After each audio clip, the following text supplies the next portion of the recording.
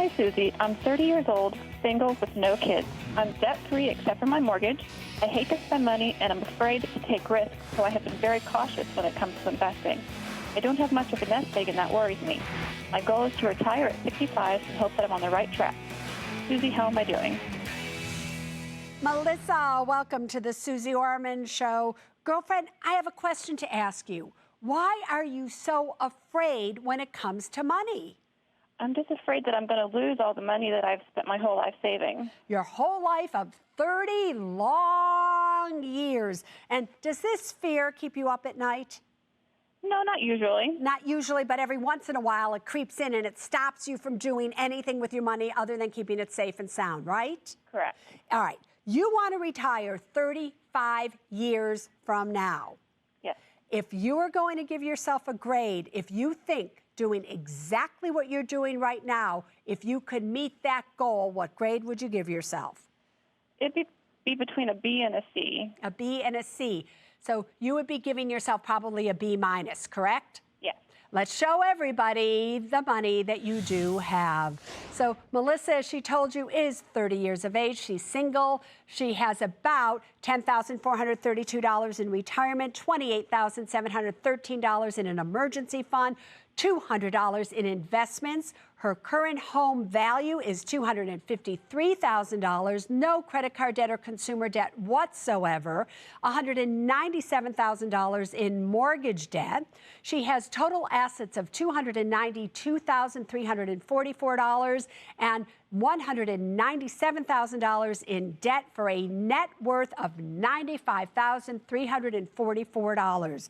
Melissa, I am sure this is maybe one of the first times you saw everything in one place. Does that surprise you? Did you think you were worth more? Did you think you were worth less? What do you think? No, actually, I watched your show, so I've done that before. I love that. So now let's show everybody your income and your expenses. And here's where we start to get serious about things. Melissa has a monthly income of $3,076, monthly expenses of $2,156, and she does put $1,000 a month away every single month in her savings. So really she's running a deficit of about $81 a month, but not really, because when she doesn't have the money, I'm sure it just doesn't go into savings. So you said you'd give yourself a B minus. I gave you currently a C plus.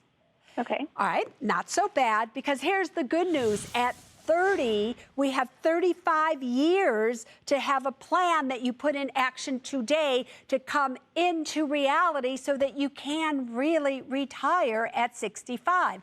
So are you ready? Take out pencil, take out paper, and here, my dear Melissa, is your way to an A.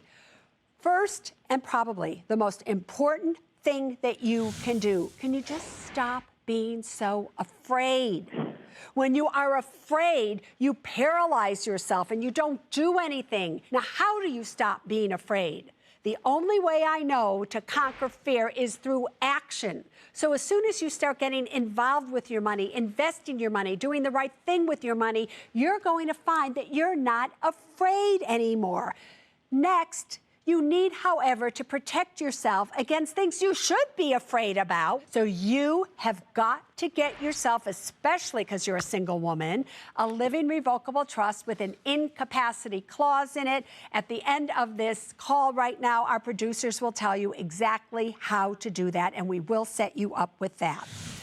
Next, you have a home.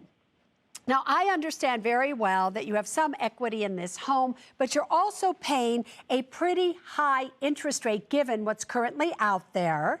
And you're going to be paying it for quite a number of years. I want you to try to refinance, get a 15-year fixed rate mortgage. What will happen is it's only going to cost you $50 more a month to do so. You'll be paying more and more of it off that much faster. Currently, you're putting $1,000 a month in your emergency account. I want you to stop that.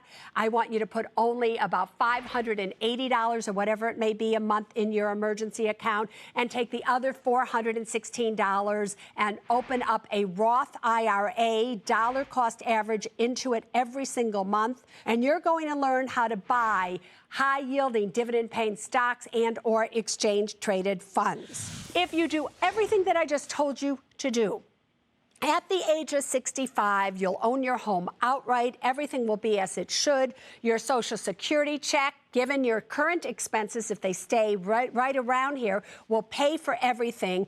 All the money in your retirement accounts, you're going to have between $1.2 and $1.7 million.